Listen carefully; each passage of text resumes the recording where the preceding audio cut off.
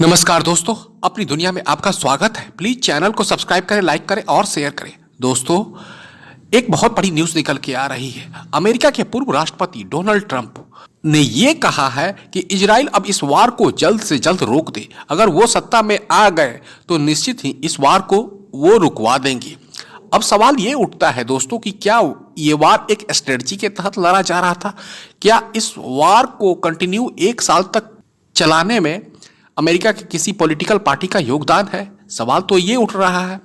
लोग दुनिया में ट्रंप को एग्रेसिव और राइट विंग मानते हैं, लेकिन सरकार तो अमेरिका में अभी जो बाइडेन की है, जो एक लिबरल माने जाते हैं।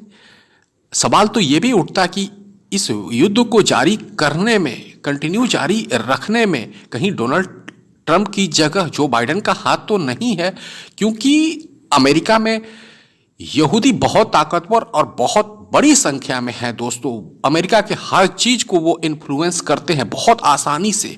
इसलिए मन में शंका पैदा होता है कि कंटिन्यू 1 साल से अधिक हो गया समय, और आप मान के रखिए कि फिलीपींस में कम से कम 40 से 50 हजार लोग मारे गए, और अमेरिका हर समय चट्टान की तरह इजराइल का साथ देने के लिए खड़ा रहा। तो मन में तो शंका पैदा लेगा ना कि कहीं इस जंग को कंटिन्यू जारी रखने में अभी की वर्तमान अमेरिकी सरकार का योगदान तो नहीं है वोट के। अब आइए, लोग डोनाल्ड ट्रंप की आलोचना करते हैं कि उनका एग्रेशन बहुत खतरनाक है, वो एंटी माइग्रेंट हैं। उसके बाद कुछ लोग उन्हें एक खास धर्म विशेष के अगेंस्ट बताते हैं। लेकिन दोस्तों, आपको जानकर हैरानी होगी कि इस ट्रंप के शासनकाल में दुनिया में एक भी युद्ध नहीं हुआ, किसी भी युद्ध में अमेरिका पार्टिसिपेट नहीं हुआ। उल्टे दोस्तों, ये ट्रंप एक ऐसा शासक था दोस्तों कि इसने इजराइल और अरब के बीच में अब्राहम एकॉर्ड साइन करवाया।